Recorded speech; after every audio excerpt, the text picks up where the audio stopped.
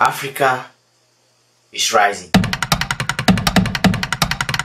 Yeah, I have no idea what that means. I'm just going to go ahead and Google it right now.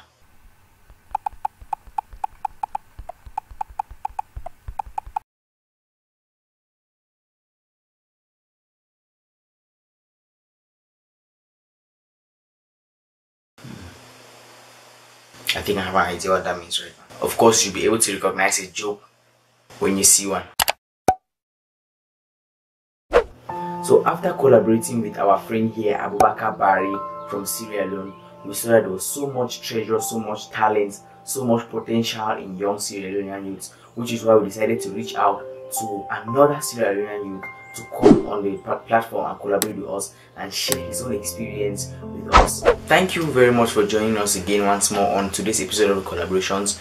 Today we're going to be having a very wonderful and dynamic personality in the person of Paul Elongima Henry Joseph. Paul is a good friend of mine who is very creative when it comes to using his artistic skills in writing and passing messages through written word and in the form of videos on YouTube.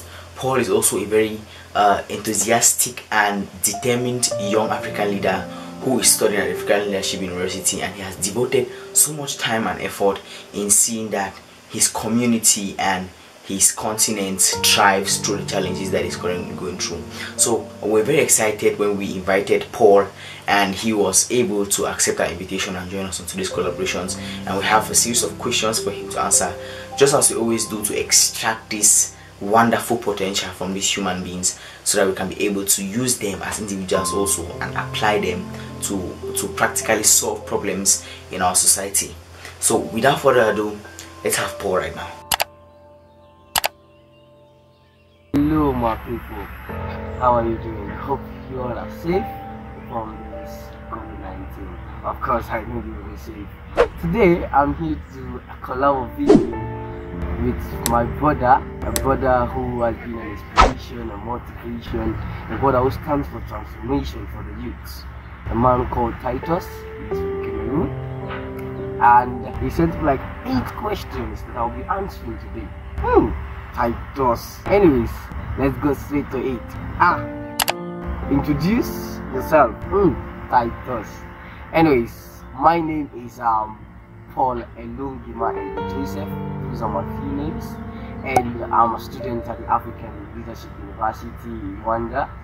And my career plans, I'm presently going to be doing global challenges in governance and policy, but with a small minor in conservation. You see, because you know conservation is a trendy thing growing across the globe right now, and I'm so passionate and interested in wildlife. I want to see how much wildlife can be at a great impact of the society. Tell us about your hobby and how it has helped you become a better person. Okay, alright. Well, my hobbies, let me say my hobbies actually. I love playing football. I would say I'm that good at it, and also I love writing. I really love writing.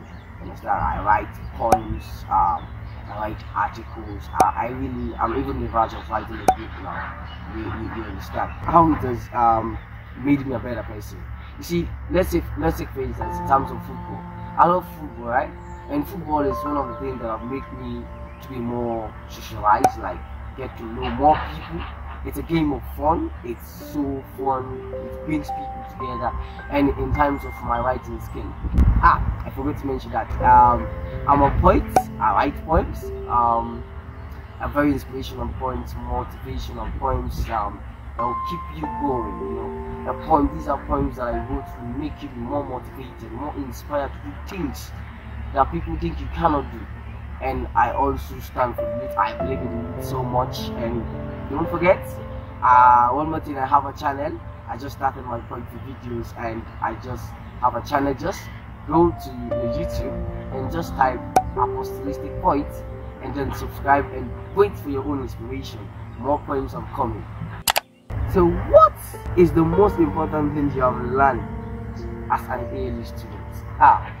This one is so interesting. Honestly, I wanted to make this confession in BBC, in fact, but I will make it here. I'm just joking, right? So anyways, what I've learned in the African Leadership University actually is the diversity that the university brings, the culture, you understand? And moreover, peer learning. Those who attend AAD will agree with me. Peer learning was one of the most stressful things actually that everybody finds difficult to do. You know, it's so difficult to do.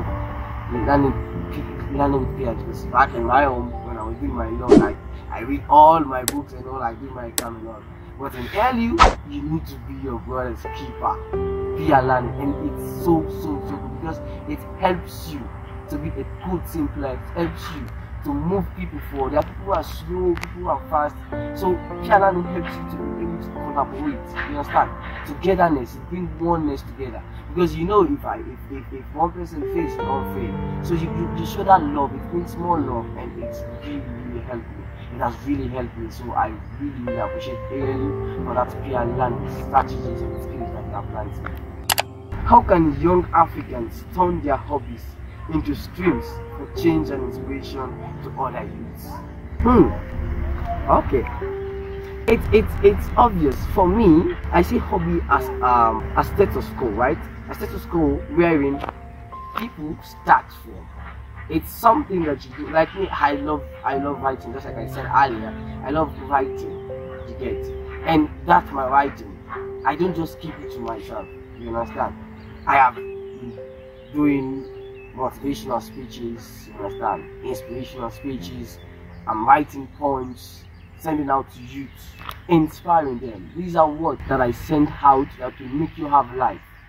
I'll make you have life, you understand? So for me, what I think is African youth, what I believe they should do with hobbies, like make sure your hobby, don't just take your hobby because it's an hobby. Some people say it's a hobby, so it has nothing to do with anybody, it can't affect anybody. No, of course it can affect each and everybody close to you and even around, even the society.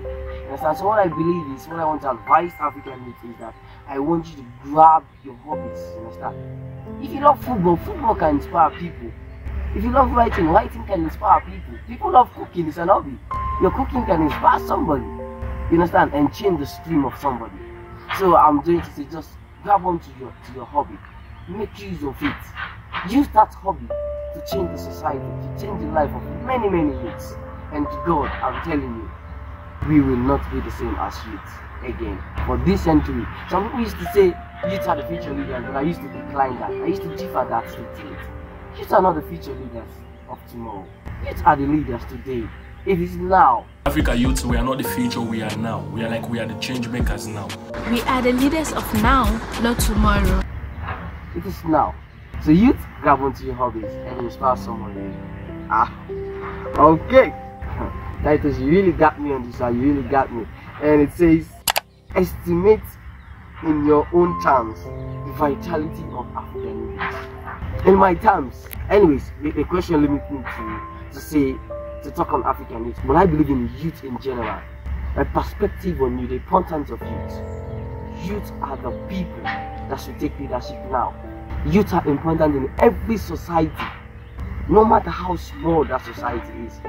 Youth are very much important, because when you have young brains, because nowadays you have young brains, but people don't make use of those young brains. They still continue the whole brains. No offense, please, to the older ones. We expect to die, but I believe it's obviously time that we take the new brains, the young brains, to make sure we move Africa to another level. For far too long, old brains have been leading us. We have no problem with that. You understand? They have been trying their own best. But I believe African youths have a very good mindset. They're very accurate, and their IQ are very great because it's young, it's fresh, ideas are fresh that can change the continent. So I believe the African youth are very much important in society because they are the leaders of today, not tomorrow. I'm not good at it. 6, it says I should make a quick joke. A quick joke. Anyways, let me give you a shaggy. Any question of the day? Oh yeah, it's me. If you can vote for the shaggy, you understand what I mean. Anyways, I'm not good at it, but that's it. Tell us about Sierra Leone from your personal perspective, what is unique and powerful about the country amongst other African countries? My God.